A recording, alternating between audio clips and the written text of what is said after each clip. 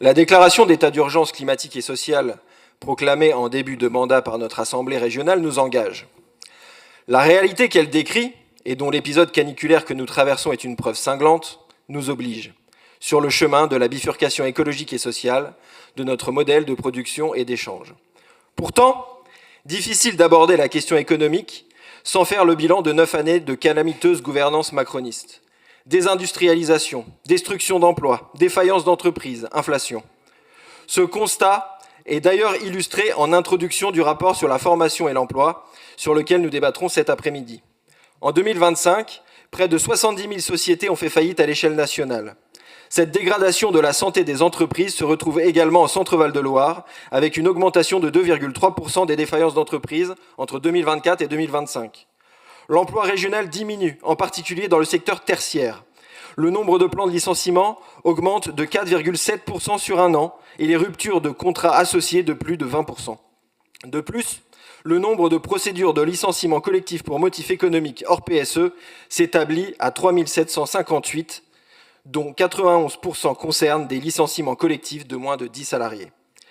L'actualité récente, encore de Duralex, où l'État ne fait rien, montre qu'il faudra tourner la page du libéralisme mortifère à l'occasion des prochaines élections nationales. En parallèle, pourtant, les entreprises perçoivent 211 milliards d'aides et subventions publiques diverses à l'échelle nationale, monsieur Vigier. Contrairement à ce que vous pensez et à ce que pense l'extrême droite de monsieur de la Taupenay, l'économie la plus subventionnée du pays, c'est l'économie capitaliste. Ainsi, il ne peut être question d'aide aux entreprises tout azimut. En 2022, lors de l'adoption du SRD2I, qui encadre la politique économique de la région, sur laquelle nous étions abstenus avec ma collègue Carrie Fischer, j'avais déploré que cette stratégie maintenait l'illusion qu'il y aurait une somme de transition à effectuer et que la transition écologique serait l'une parmi d'autres. Nous notions notamment l'absence de cohérence entre les objectifs écologiques annoncés et les objectifs donnés au contrat d'appui au projet. En 2023, notre groupe s'était ainsi abstenu sur le nouveau règlement des aides économiques. Parce qu'organiser la bifurcation écologique nécessite de concentrer les ressources de la région dédiées à l'économie sur les secteurs en harmonie avec les objectifs de planification écologique. C'est pourquoi les aides économiques de manière générale et les aides régionales en particulier doivent être soumises à conditions sociales et écologiques.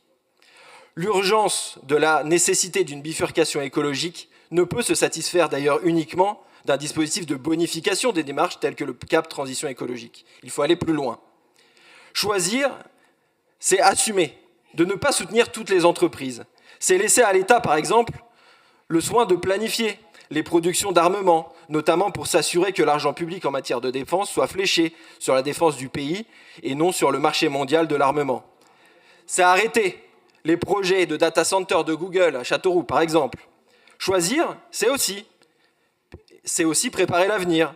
C'est aussi maintenir et développer notre tissu artisanal et commercial pour des campagnes vivantes. C'est pourquoi nous saluons le dynamisme et la réussite du CAP Proximité. Il soutient directement des activités créatrices d'emplois sur le territoire. Écoutez, moi, alors, si vous voulez, là, on est en train de changer les règles du temps en plein milieu du débat. J'ai encore 2 minutes. Enfin, j'ai pas encore 2 minutes, j'ai encore 3 phrases. Il vous reste votre collègue aussi derrière, si elle veut avoir qui a aussi 4 minutes, donc vous allez lui enlever une minute. Non, monsieur Compin, là, le temps de votre groupe, il a été porté par un vice-président, il n'a pas été décompté dans le total, il est apparu pour 5 minutes. Donc vous avez bien 3 minutes chacun. Bon, bref. Bon, donc je finis. Pourtant, je disais du bien de l'action régionale à ce moment-là. C'est dommage, hein. Ça n'a pas été entendu, du coup. L'impartialité oblige. Donc, le cap de proximité, c'est très bien. Les 2 épisodes caniculaires que nous avons endurés cette année, avant même que l'été commence, devraient rappeler à tous que non seulement la bifurcation écologique est une nécessité sur laquelle nous devons rebâtir notre économie, mais qu'elle est également une nécessité pour bâtir un modèle économique qui survive aux dérèglements déjà en œuvre et qui vont aller en s'intensifiant. Je vous remercie.